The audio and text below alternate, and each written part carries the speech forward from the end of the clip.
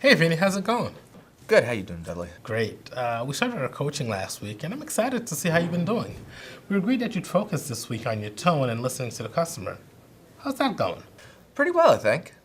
What's been going well? Well, it's interesting because I've always focused on solving the problem and moving on. I never really listened to my tone and how I might sound to the customers. I focused on, well, my tone a lot this week. And? I heard myself at times what might come across as being blunt and abrupt to the customer, telling the customer what to do, which is good, but I really never explained the why. I think by explaining why, I sounded more concerned. And this definitely has helped me with my customer sat scores. That's great. And telling why also may help educate the customer, possibly preventing this problem from occurring in the future.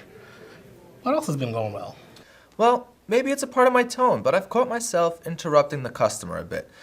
And I've made an effort to listen more and ask questions more to make sure that the customer feels heard. That's great. When you're listening like that, you make the customer feel heard, and it signals that you've understood the situation completely before trying to solve it. Looking over the past week, what might you have done differently to further increase the caller's perception of you? Well, the tone is an interesting thing. Some callers, I think, just like to talk a bit more. Others don't. I think I could have been more effective if I paid special attention at the beginning of the call and understand how the customer wants to be talked to. Great self-assessment. Each customer is unique, and adapting your communication style to them definitely will have the impact you're looking for. In addition to that, what else do you think you could have done differently to increase the customer's perception of you? Well, maybe this isn't about the customers, but more towards my colleagues. I enjoy helping others and sharing my expertise. I found telling customers why helps them, and I think by telling my colleagues the why, well, would help them also and make them more confident. Great insights. It'll help them become more self-sufficient as well. You're doing a great job at listening to your tone and how a customer may hear that. Keep self-assessing. That's key.